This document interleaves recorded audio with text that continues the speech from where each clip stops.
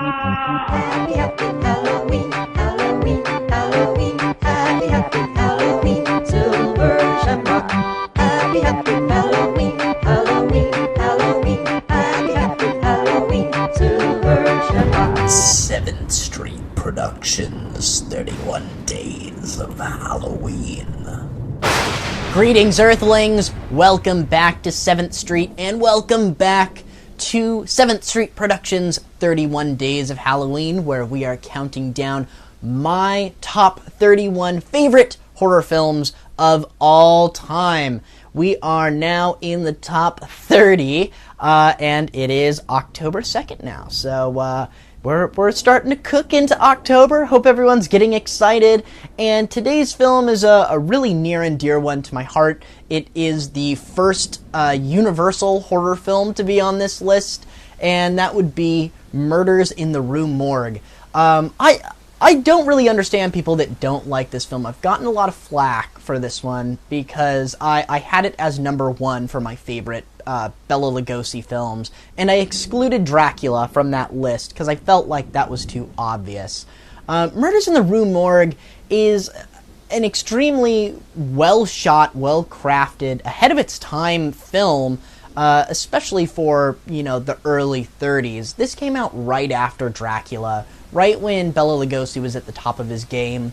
It's sort of an adaptation of The Cabinet of Dr. Caligari. There's a lot of warped scenery. It owes a lot to German Expressionism, and even the story is a pretty loose adaptation of that, with Bela Lugosi playing a traveling circus guy who's got this man-eating gorilla, this missing link that he is showing to these different crowds. And then secretly, he is also sort of a mad scientist, and he's obsessed with mixing the blood of his missing link with the blood of a female to try and create a hybrid, I guess. It's not even really made very clear why he's doing this, but there's just some great scenes with Bela Lugosi stalking the streets of London and kidnapping women. It's very much like, kind of like Jack the Ripper sort of feel to it. And then you've got the monster movie aspect.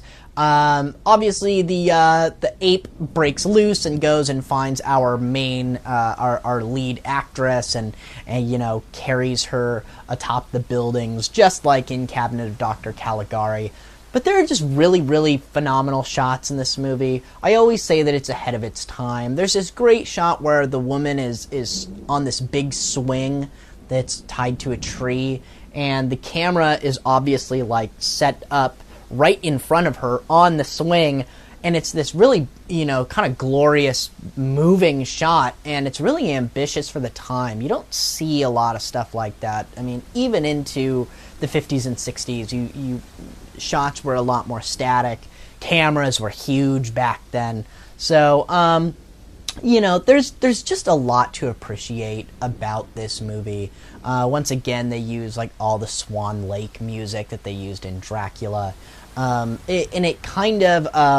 It's just kind of like the perfect pairing to go with Dracula, in my opinion, because obviously Lugosi never played Dracula in another Dracula sequel, so it's kind of the perfect mate for that movie, in my opinion.